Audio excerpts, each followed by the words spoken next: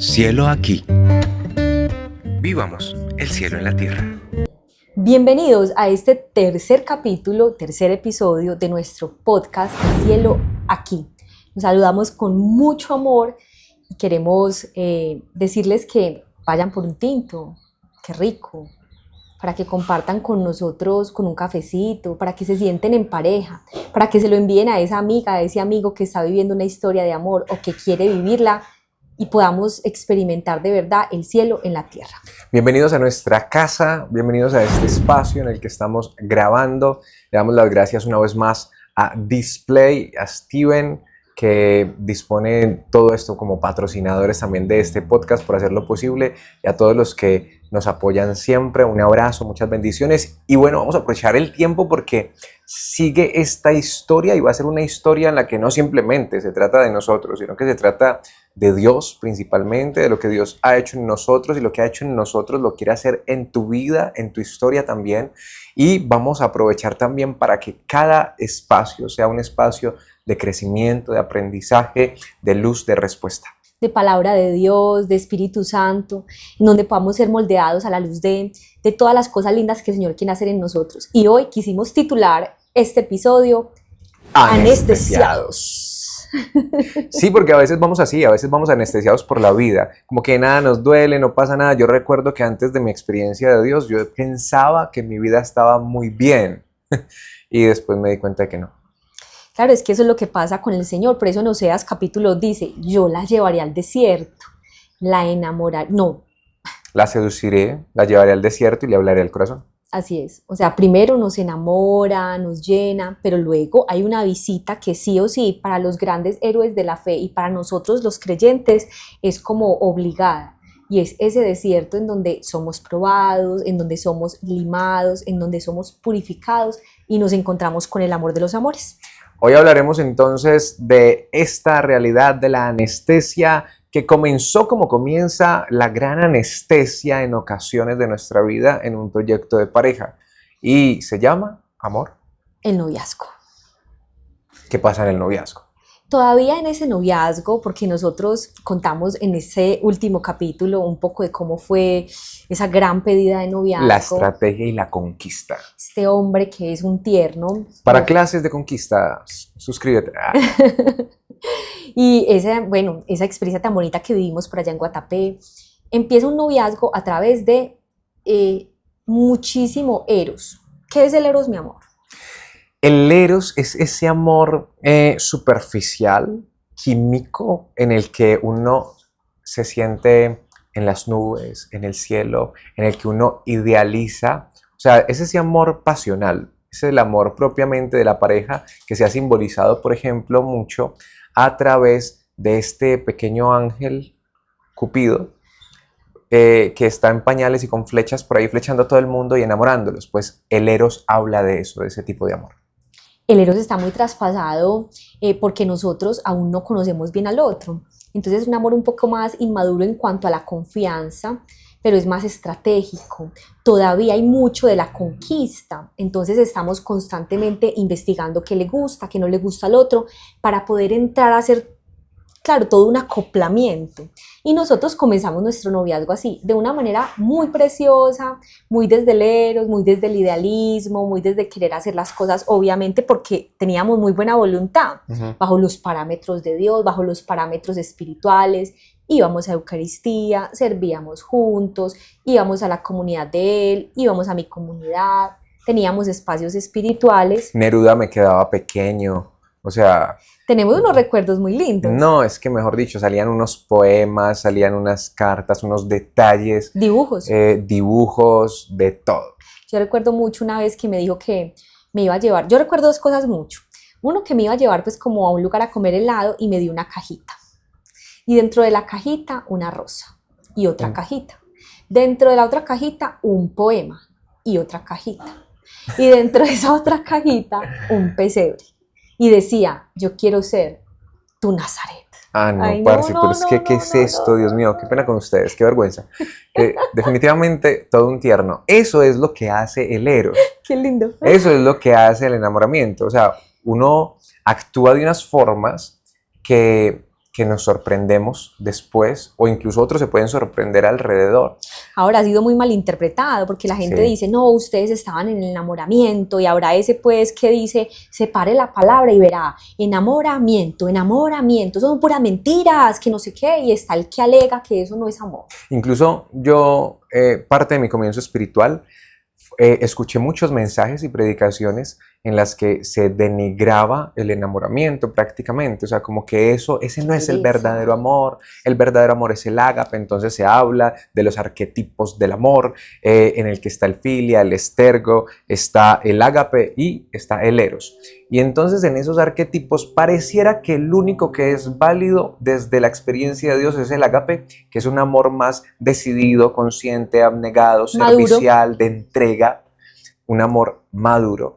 Y el eros quedará rezagado. Pero en este podcast, una de las cosas, además de contarles que vivimos, por supuesto, esa experiencia que me llevaba a prepararle eucaristías como regalo incluso de, creo que fue un cumpleaños, no me acuerdo qué Hermoso, fue. o sea, yo iba a contar eso, que ese fue el segundo regalo como que me impactó.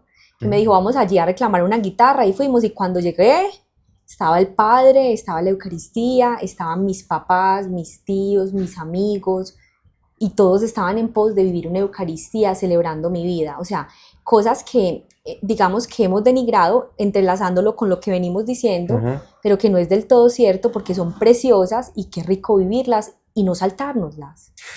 Y hay algo que pasa en la bioquímica de nuestro cuerpo que genera ese enamoramiento. Se llama la oxitocina. Doctora Catalina, ¿qué es la oxitocina? La oxitocina es una sustancia bioquímica que también nuestro cuerpo libera cuando lactamos, como yo en este momento, cuando vamos a parir las mujeres, pero también es usada en nuestro cerebro para cosas mucho más especiales, como contrarrestar el cortisol, que es esa sustancia que libera nuestro cuerpo cuando estamos bajo mucho estrés, bajo mucha tensión. Y se descubrió que también es la hormona del amor. Así es. Entonces miren que toda esta experiencia también, o sea, no surge de la nada, sino que nuestro cuerpo está segregando unas sustancias y ahí también Dios está actuando, porque si eso está, es porque nuestro diseñador lo puso ahí. Hay algo muy lindo y es entender que en nuestro cuerpo, en la fisiología, en nuestras búsquedas, en nuestras características, Dios está revelando. Y claro, entonces yo empecé a ver Divina Cata, porque en el Eros se diviniza, porque todos nosotros buscamos a Dios.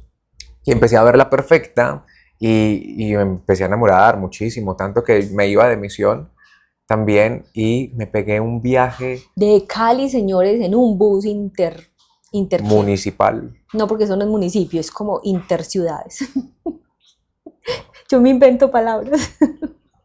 Bueno, en este podcast nos dimos cuenta que Cali y Medellín no son municipios. Sí, claro. O sea, como 10 horas viajo en un bus, les cuento, señores, para verme 2 días y luego se devolvió en bus también. Sí, entonces imagínense, recorriendo toda una noche por llegarle de sorpresa, eso es producto de la oxitocina. Hace que uno se entregue, que uno sea creativo, porque genera empatía, porque genera conexiones, nos predispone a asumir la vida con color, o sea, con más sabor. Aporta eso y es una etapa maravillosa que es muy rico vivirla y que debemos permitirnos vivirla y que incluso Dios se revela también ahí y por eso en la Biblia aparece el libro de Cantar de los Cantares, que es un libro, es considerado desde la parte literaria de los libros más eróticos que existe y está en la Biblia. Hubo incluso polémica en el momento de aceptarlo dentro del canon o no, porque se decían, pero a ver, o sea, ¿cómo vamos a meter este libro tan erótico que habla de un amor eros, de un amor tan epidérmico? ¿Cómo lo vamos a meter allí? Y una de las conclusiones fue, no, es que si sentimos ese amor es porque Dios lo puso en el hombre y Dios también siente ese tipo de amor por el hombre. O sea, Dios no solamente ama desde la entrega, sino que Dios nos ve y se deleita. O sea, se derrite de amor por nosotros. Y una experiencia que nos transforma la vida es poder experimentar eso, que Dios nos mira y se derrite de amor por ti y por mí, y que también uno siente ese enamoramiento por Dios. Así es, o sea, no está mal sentir enamoramiento, qué rico que cuando te vincules con alguien comiences sintiendo ese tipo de experiencia eros. Además que ahorita me decías algo muy precioso, mi amor, ahorita que lo estábamos conversando detrás de cámaras, y era que, me voy a robar esto que me lo dijiste tú a mí, era como, pues, o sea, también es una manera de darnos cuenta que nosotros podemos ser así, porque muchas personas nos dicen, eso cuando me conquistó era poeta, eso cuando me conquistó era todo amplio económicamente, eso me invitaba, me daba, eso me daba una canción, me dedicaba, me llevaba a un restaurante. Y la gente dice, pero después cambió. No, no cambió. Quizás sus heridas entenebrecieron como toda esa parte, pero Mauro me decía, si lo hicimos una vez, si eso nos inspiró el amor en algún momento, es porque somos capaces interiormente y ya lo comprobamos de ser así para siempre, por siempre. Claro, hay dos maneras de verlo entonces, y tú eres libre de cómo lo quieres ver. Una forma de verlo es el enamoramiento y la oxitocina lo que genera es otro yo, es distinto, un falso yo, no soy ese. Es una forma de verla irrespetable. Pero hay otra forma de verla en la que yo he aprendido a verlo así y de hecho esa conclusión me llegó en un momento de reflexión pues en Dios en la que yo sentía como que no, es que no es otro yo, eras tú el que estaba enamorado, o sea, eso surgió de ti y surgió de ti porque yo lo puse en ti. Entonces, no es verlo como otro yo, es verlo como otra parte de mí, algo que hay en mí y que puede salir si me entreno, si lo hago consciente también y si me esfuerzo, si me permito aprender a hacerlo, si recuerdo que ahí Dios estaba revelando y que puedo abrirme para que Dios me dé la gracia de que esa oxitocina siga surgiendo también. Ahora, en la oxitocina también vemos algo muy lindo, o sea, ¿el problema cuál es? El problema es que nosotros todavía no confiamos plenamente en la persona que estamos conociendo, no por desconfiados o por falsos. O sea, nosotros no somos realmente nosotros mismos, no porque seamos falsos o mentirosos, es porque apenas estamos en un proceso de confianza y apertura y eso toma meses, años, días, eso toma muchísimos momentos en donde se abre el corazón, en donde se desnuda el alma y es normal. Entonces, vive este proceso sin temor, vívelo con alegría, abre ese corazón a vivir esa experiencia tan romántica y como lo dirá la psicología, cuando el amor avance y el eros se funda en el filia y en el ágape, no dejes ese toque de eros nunca, porque es ese toque de eros el que va a perdurar, esos detalles que enamoran y que sostienen también un buen vínculo y una buena relación. Así que esa etapa nos duró un año, fue una etapa muy linda, de detalles, de momentos muy románticos, de conquista, en lo que las cosas se daban hasta fácil. Yo sí sentía que Cata estaba un poco, yo la sentía un poco fría. O sea, yo sentía amor que en ese momento yo como que un detalle, el otro trataba de sorprenderte con una cosa y la otra. Me acuerdo también de uno que eran como unos tickets que tú podías reclamar como diferentes cosas. O sea, eso, mejor dicho, la creatividad yo la tenía al mil. Pero sí sentía que Cata estaba como fría, o sea, como, no sé, no sentía lo mismo de esa parte. Y después de un año, la cosa fue cambiando. La cosa fue cambiando porque digamos que esa oxitocina, como dijimos ahorita, y ese eros comenzó a fundirse en un filia. Yo venía como con unas metas, porque yo había trabajado terapéuticamente en mi relación anterior y yo había estado muy desbordada en regalos, en detalles. Entonces yo venía como muy seria, pues como, bueno, voy a vivir una nueva relación, pero esta relación va a ser más sana. Yo no me voy a despilfarrar en regalos, yo no me voy a desbordar compartiendo con él todos los días, pues yo venía como con unos propósitos de sanidad, ¿cierto? Entonces yo venía como un poquito reservada y digna, pero la cosa se nos fue complicando un poco más, porque claro, cuando ya empezamos a abrir nuestro corazón y a confiar, cuando ya uno siente que ya conquistó al otro, entonces uno se desinhibe un poco, ya uno no tiene miedo a perderlo porque el otro ya está ahí, ya pasó un año, entonces uno ya no está diciendo tengo que conquistarlo todos los días, tengo que cuidar la relación, sino que uno va sintiendo que la relación se cuida por sí misma, que el otro está ahí, uno siente esa certeza en el alma y ahí empiezan a aparecer, y por eso este capítulo se llama Anestesiados, nuestras heridas no resueltas. O sea, incluso en esta segunda parte, porque si la primera es la oxitocina y todo lo que es el enamoramiento, en esta segunda parte es esas heridas que se van revelando a raíz ya de la confianza y la apertura que vamos construyendo cuando esa oxitocina va menguando, cuando ese ero se va fundiendo en el fili. Ujú. Es como si esa hormona que nos ayuda a ser una mejor versión de nosotros, a mostrar la mejor cara para poder conectar, claro, al disminuir, entonces ya como que empieza a surgir las heridas.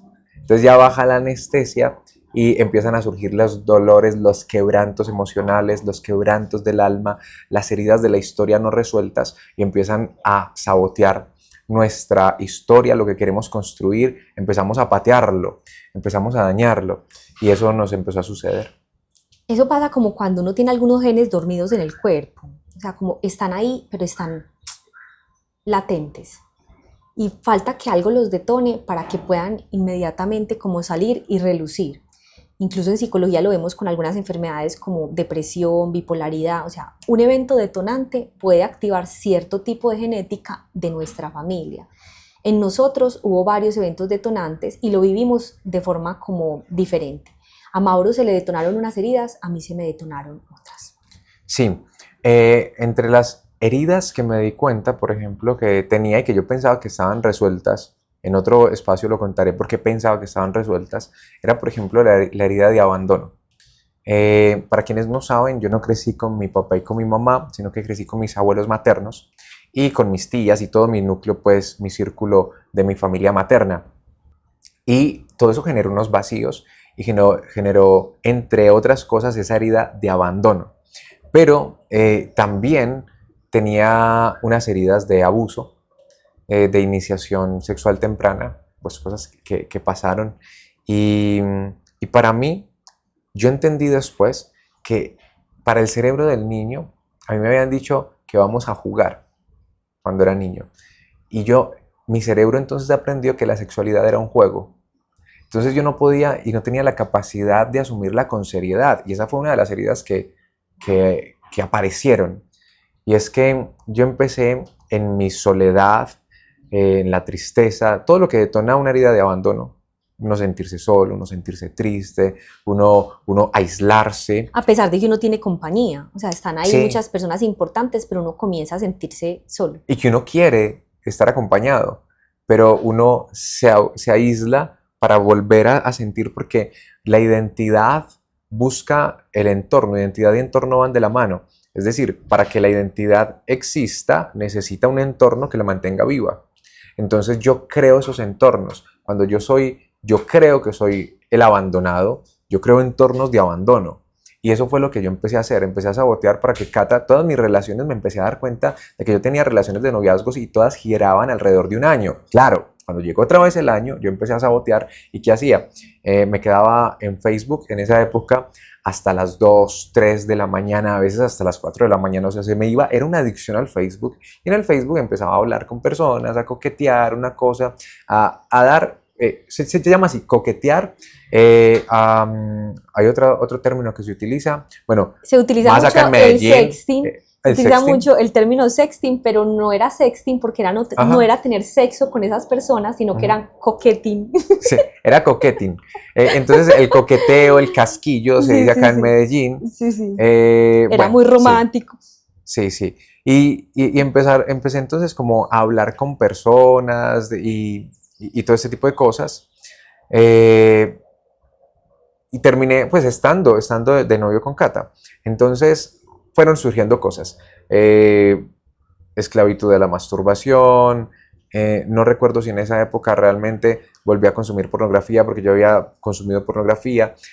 Hay niveles de consumo de pornografía. Yo lo consideraba normal porque en la sociedad y en el mundo se considera normal el consumo de pornografía. Que pesar, ya hoy en Después, día, desde los 8 años, está diciendo la ciencia que los niños tienen el primer contacto tremendo. con una película completa de pornografía y desde los 6 años a episodios esporádicos. Claro, porque incluso uno desde la adolescencia lo considera un medio de educación sexual Así se lo venden a uno. y También. realmente es un medio de distorsión sexual. En otro momento quizá hablemos y profundicemos de esos temas. Pero bueno, el caso es que yo estaba metido en todo eso y empecé a aislarme de Cata y fue una forma de sabotear. Y además tenía, por esa herida de abuso, una de las cosas que pasa, bueno, ¿qué pasa, amor, cuando alguien qué puede pasar cuando alguien tiene una herida de abuso? Hay varias cosas que pueden pasar porque no podemos generalizar. O sea, una misma persona puede Para vivir algo reaccionar. completamente diferente a otra persona Ujú. que tenga pues abuso. Pero hay 4 tipos de heridas que nosotros vemos en la infancia, que es abandono, que es cuando uno de los dos padres o los dos se van; rechazo, que es cuando están ahí, pero qué pereza al niño, me estorba, estoy desesperado, lo aíslo, ¿cierto? Tercero, que es descuido, es los padres no se fueron, o sea, no hay abandono, están ahí, pero están ahí y no le ponen atención al niño, a la niña, o sea, no lo cuidan, ¿cierto? Lo mandan con los tenis sucios para el colegio, no le hacen las trencitas, no le empacan bien la coca, ¿cierto? Y No lo no abrazan, lo no lo abrazan. Y besan. el último es abuso, que tiene varias vertientes, varias aristas, que hay abuso sexual, abuso psicológico, abuso verbal, ¿cierto? De muchas maneras. Incluso el mismo abuso sexual tiene otras aristas. Pero ¿qué es lo que ocurre normalmente cuando un niño es abusado? 2 cosas casi siempre, pero pueden ocurrir más, o incluso ninguna, pues porque hay gente muy resiliente, Ujú. pero abuso, que el niño abusa, o sea, se puede convertir en un futuro abusador.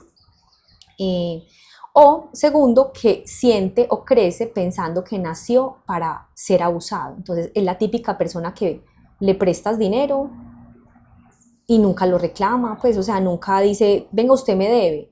El jefe lo deja 12 horas y se queda y no pone O sea, lo problema sobrecargan de trabajo y no y dice no pone nada, límites. no pone límites, exacto, él crece sintiendo que él nació para ser lastimado Ujú. y se ubica en ese rol y la gente que hay alrededor como que huele que esa persona es una persona apta para ser dañada y nunca va a refutar ni poner límites. Sí, y aunque por ejemplo yo nunca sufrí de bullying ni de ese tipo de cosas, sí se me dificultaba poner límites en el no. Entonces en las amistades eso me llevó a emborracharme, a consumir drogas, o sea, a hacer cosas por el sí de la gente, Por la porque no, afirmación y la por la aprobación. afirmación y la aprobación.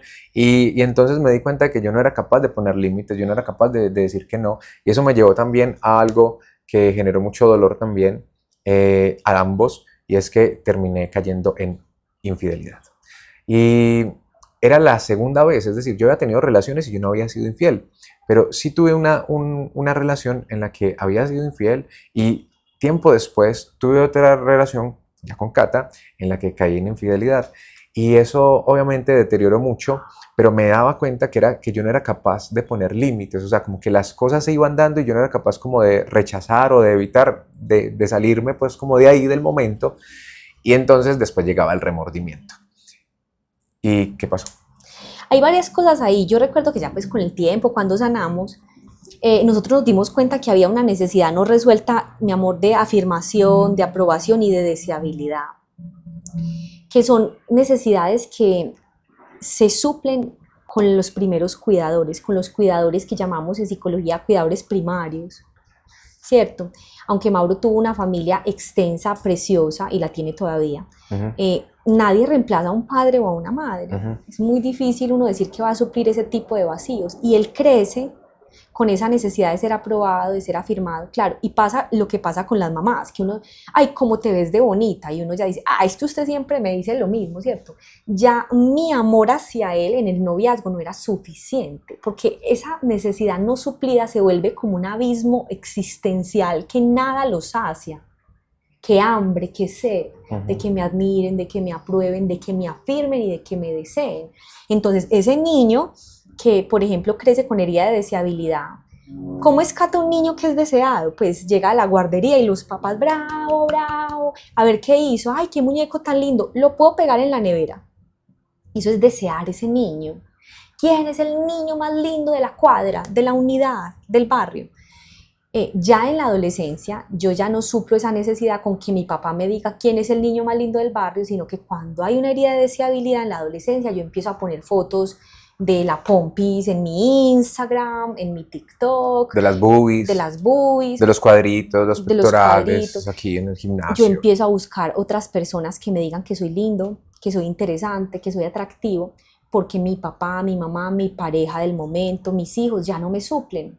Y tengo tanta hambre que finalmente, qué lindo ese texto de Efesios que dice que el amor del Señor es alto, ancho, profundo, Ujú. y que es ese amor de Jesús el que nos lleva a plenitud.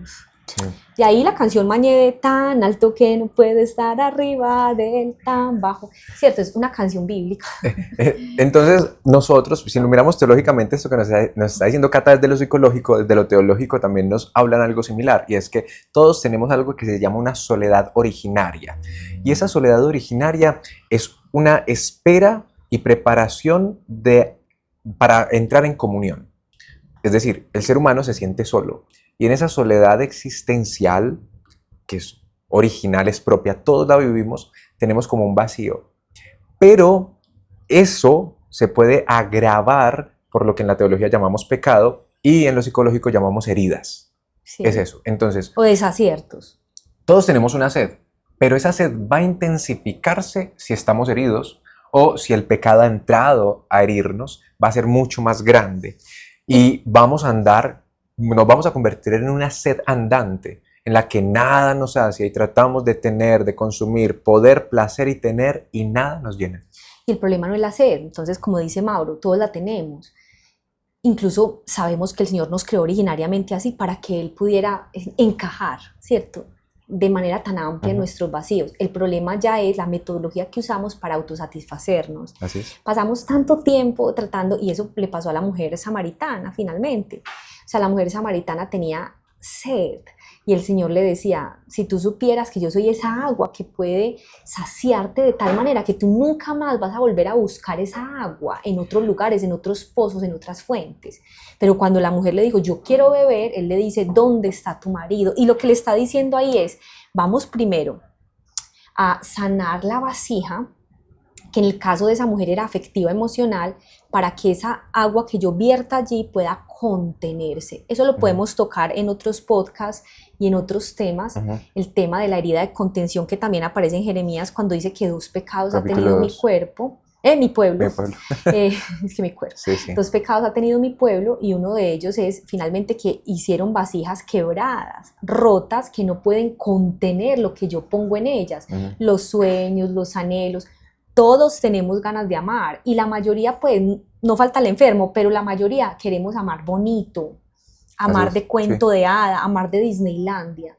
¿Por qué no lo logramos? Porque nuestras vasijas de contención no son lo suficientemente sanas para resguardar lo que Dios vierte ahí. Y esto es importante, también quiero aprovechar, porque no es fácil hablarlo, o sea, incluso en la preparación Cata me decía, amor, ¿quieres hablar de eso? Y yo en un momento lo dudé, porque pues a uno le puede dar en etapas, tengo como etapas, y en etapas me puede volver a dar vergüenza, pero recuerdo que mi vida ya no me pertenece, sino que le pertenece a Dios y que esto puede servir de luz para muchos, que quizás están pasando por una etapa de eso, de infidelidad, que te acabaste de dar cuenta que lo descubrieron y que eso no es lo último, sino que en la Biblia encontramos muchos casos de personas que fallan, que se equivocan, de hecho todos menos uno, falla y se equivoca.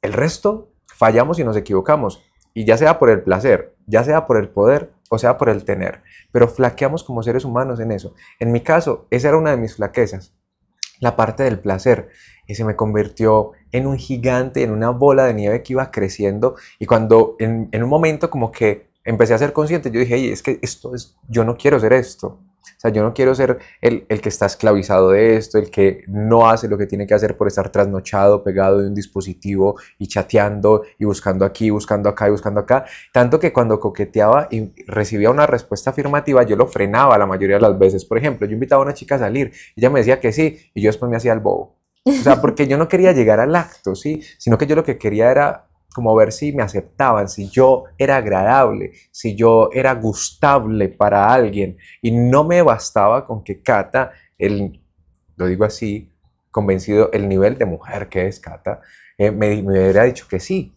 Incluso recuerdo que en un noviazgo, yo tenía una autoestima tan baja que recuerdo que en un noviazgo de los primeros que tuve, yo sufría mucho por las cicatrices del acné. Y yo pensaba en esa época, me acordé en estos días, amor, la novia de esa época se llama Natalia. Y yo decía, yo a esta niña la voy a querer toda la vida, porque ella está conmigo a pesar de que yo tenga estas cicatrices. O sea, me acordé de eso, pues era como el nivel de lo que yo pensaba. La voy a compensar, le tengo que pagar este favor que me está haciendo. Que me está haciendo, sí. Claro que sí. Miren, hay varias cosas aquí muy interesantes. Cuando sucedió todo esto, yo no tenía la más mínima idea. No tenía idea. Y yo quiero abonarle a Mauro algo muy bello. Nosotros siempre hemos sido personas que buscan a Dios con todo su corazón y con todo su cuerpo y con toda su alma. Pero así como le pasó al rey David, ¿cierto?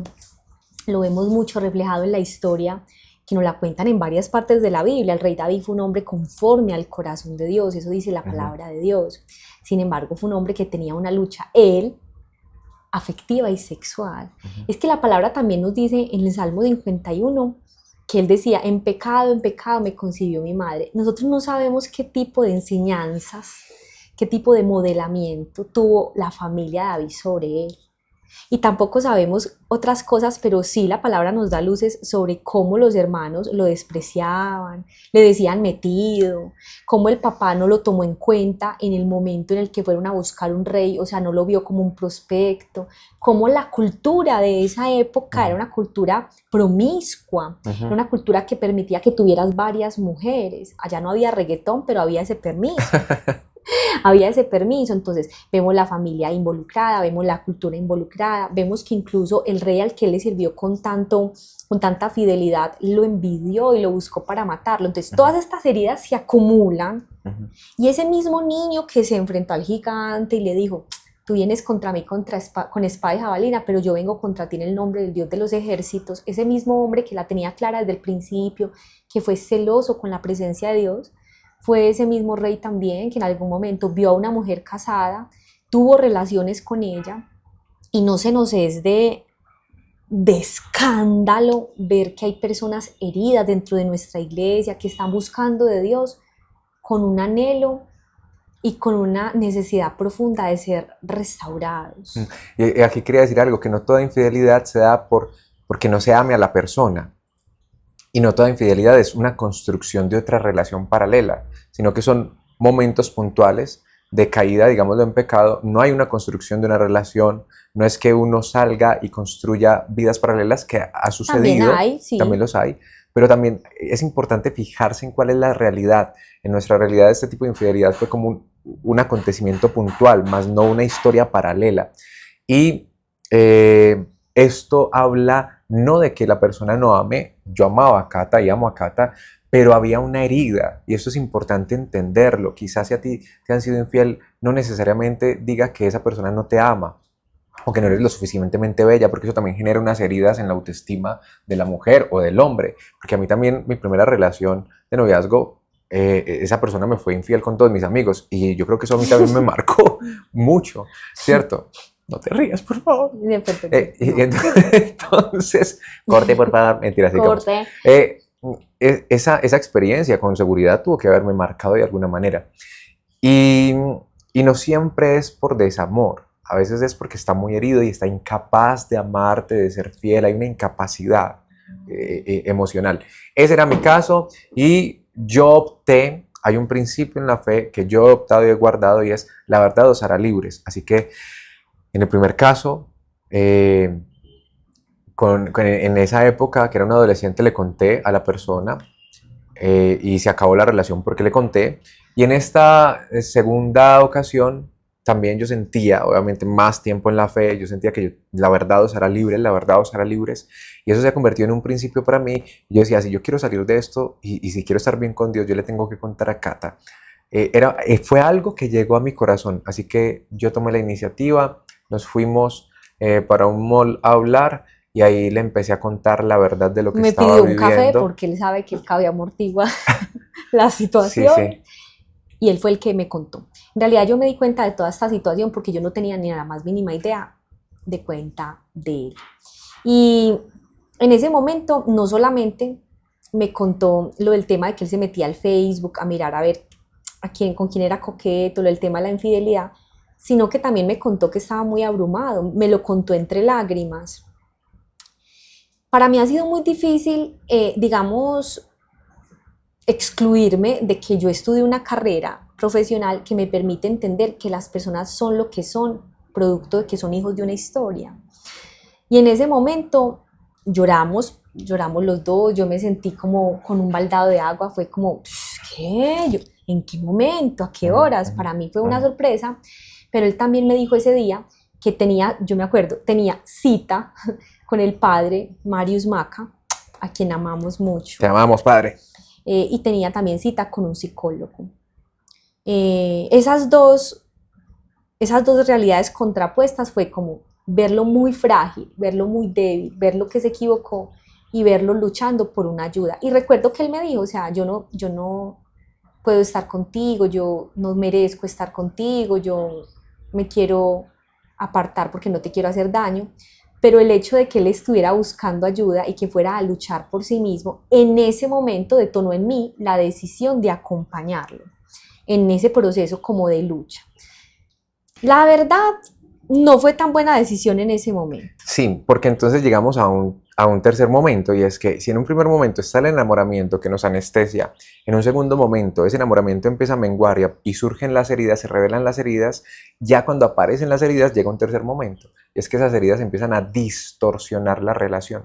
O sea, lo que en esencia es una relación de pareja empieza a irse por otros lados y eso empezó a suceder. Entre nosotros de manera impresionante, porque resulta que yo que me hice la fuerte dije, no, si tú estás buscando ayuda, yo te ayudo, yo me comprometo. Yo sabía que yo no podía ser la psicóloga de él, ni mucho menos, pero él estaba buscando un psicólogo, estaba buscando al padre Marius, y yo dije, Dios mío, esto va para bien, él se está sanando, pero no fue así, porque a mí se me detonó también la herida de abandono. Miren qué tan interesante. En Mauro la herida de abandono lo hacía sabotear la relación. Te repetimos porque eso ya lo habíamos dicho ahorita.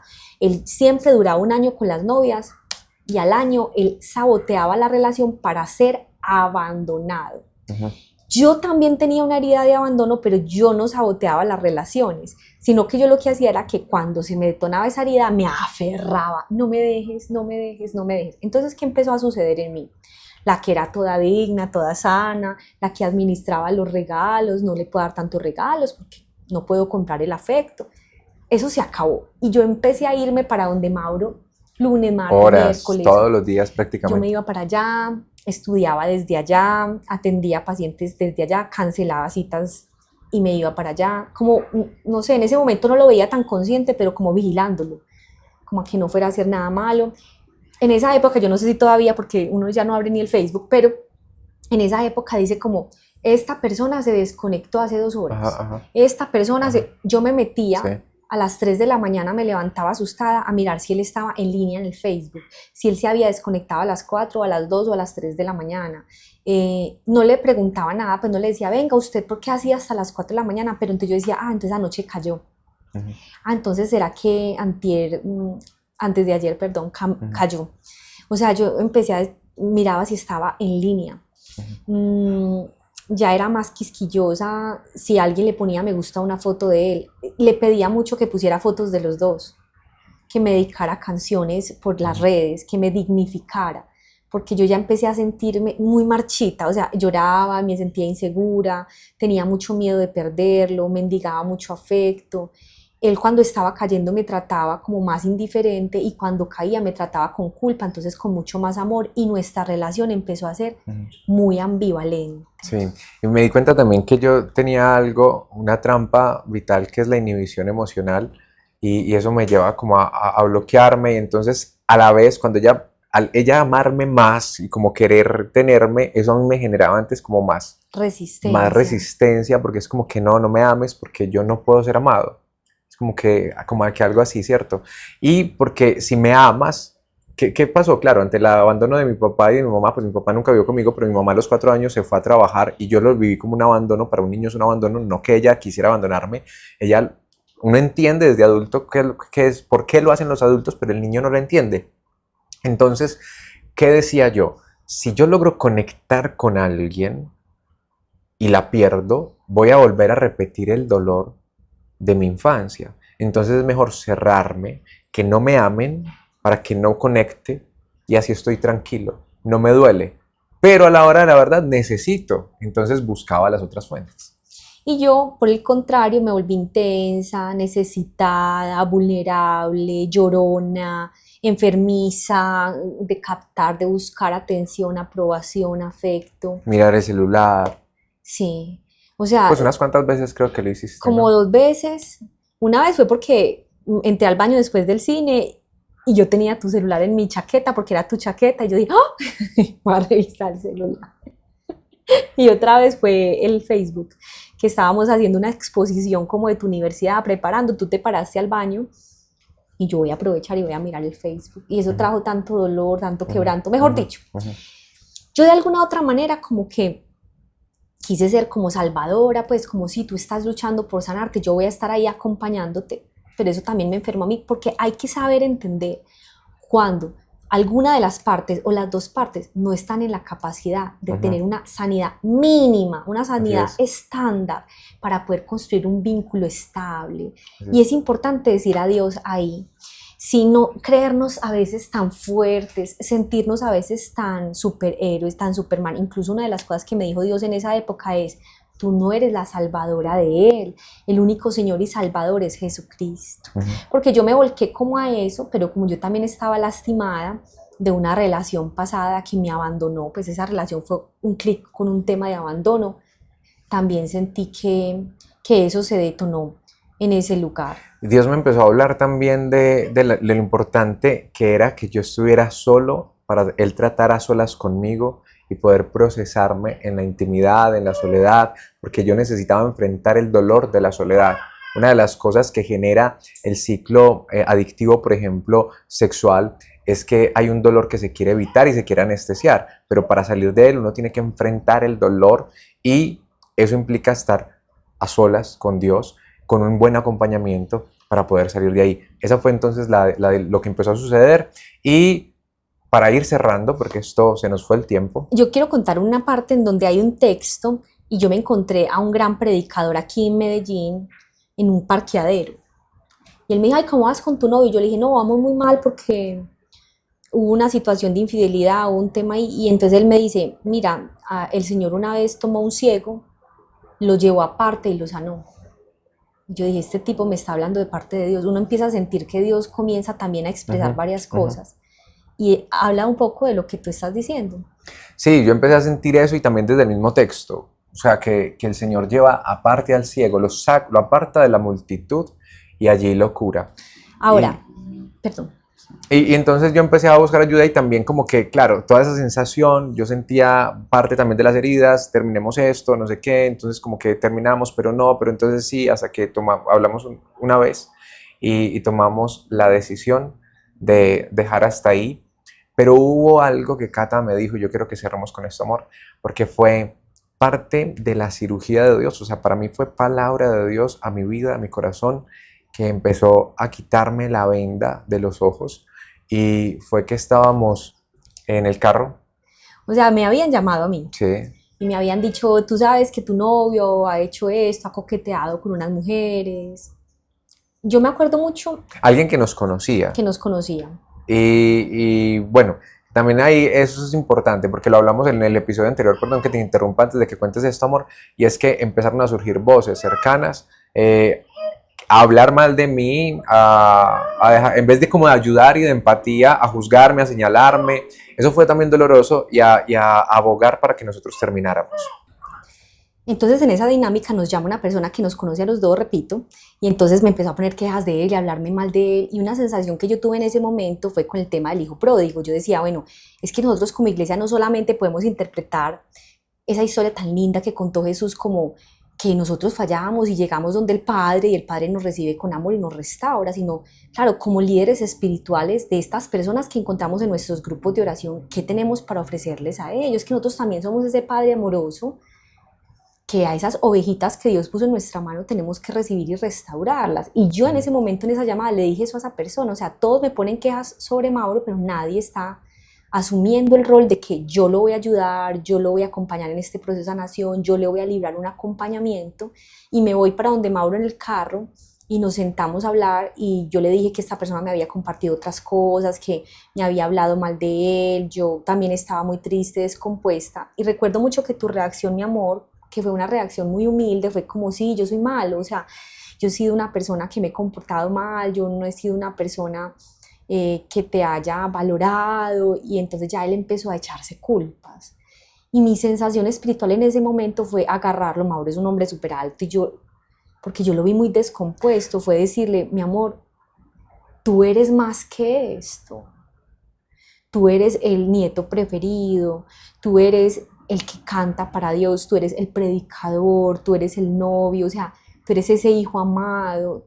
Tú no eres producto de tus heridas. No sigas en la dinámica de creer que naciste para lastimar porque has sido lastimado. Tú eres más que esto. Y él me decía, no, no, yo soy malo, yo soy un hombre herido, yo lastimo a las personas. Yo, no, eso no es lo que eres. Porque las heridas tratan siempre de arrebatarnos lo que realmente somos en el corazón de nuestro diseñador original.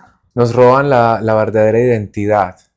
Y a mí esas palabras pues fueron espada, fueron palabra de Dios, porque la palabra de Dios, dice Hebreos, es como espada de doble filo que penetra hasta lo más profundo, hasta nuestros tuétanos.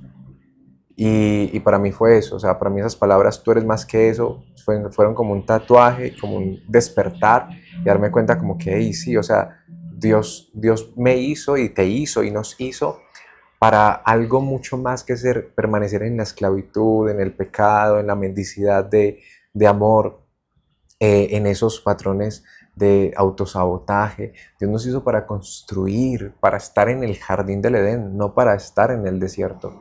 Y, Si tú y eso estás ahí, empezó.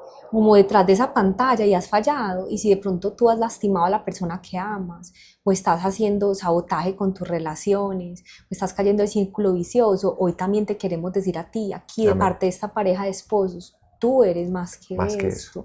Tú no has sido creado para eso, aunque el enemigo te lo quiera hacer sentir así o te lo quiera hacer ver así. Tú eres hecho a imagen y semejanza de Dios. Te lo repito, tú eres hecho a imagen y semejanza de Dios. Eres amado en Él, somos restaurados en Él. Él no miró a Moisés como el asesino, sino que vio a Moisés como el hombre a través del cual podía liberar a un pueblo. Él no vio a David como aquel que había pecado con Betsabé, que había matado a Urías. Y eso es muy bonito. Para cerrar quiero decir esto, Urías significa la llama de Dios. Y David mató a Urías, es decir, David lo que estaba haciendo en su vida era apagar la llama de Dios, pero Dios veía una llama que podía arder en él y a través de él para muchos. Así que permite que esa llama se vuelva a encender, porque hay Ahora, esperanza en Dios. nosotros en ese momento tomamos la decisión de terminar porque nos estábamos haciendo más daño que bien, porque también quiero decirte algo. Tú no eres el salvador o la salvadora de tu pareja.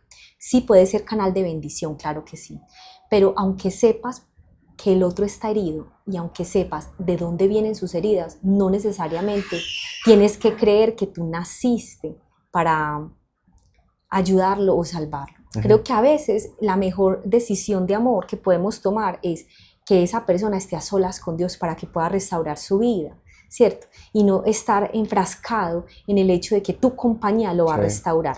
Habrán personas que se acompañan y se restauran juntas, no voy a ser definitiva, generalizar, pero en nuestro caso, la mejor decisión en ese momento fue, sánate tú, yo me debo de sanar y necesitamos ser restaurados, aparte, a solas con Dios, porque esto nos está haciendo más daño que bien. Y cuando terminamos definitivamente, no fue como que nos vamos a sanar, o sea, necesitamos sanar, necesitamos trabajar, pero realmente terminamos como sin nos vamos a dar un tiempo, no, fue terminar y ahí se acabó.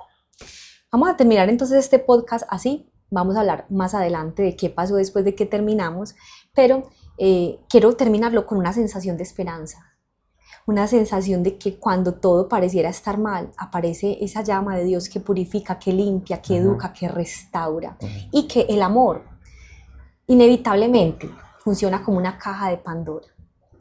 A veces el amor destapa las cosas que no están resueltas. El amor destapa lo que está encubierto, lo que está entenebrecido, y es válido también. Y hay un Dios que muchos te pueden señalar, muchos te pueden juzgar, muchos quizá querrán tirarte piedras. Pero recuerda que hay un hombre que se llama Jesús, que se agacha y te levanta y te dice, ¿quién te condena? Vete y no peques más. Porque Él no ve el pecador que hay en ti y en mí. Él no ve el adulterio, Él no ve la persona que ha fallado, el borracho, lo que sea. Él ve a una persona que puede ser instrumento para la gloria de Dios, que puede ser medio a través del cual Dios se revele al mundo. Él te hizo luz de las naciones, no permitas que nadie ni nada siga apagando esa llama. Brilla con la luz de Dios, porque eres instrumento de sanidad y no para herir. Recuérdalo. Fuimos hechos como instrumentos de sanación. y no de destrucción. Esto fue Cielo aquí, para que vivamos el cielo en la tierra.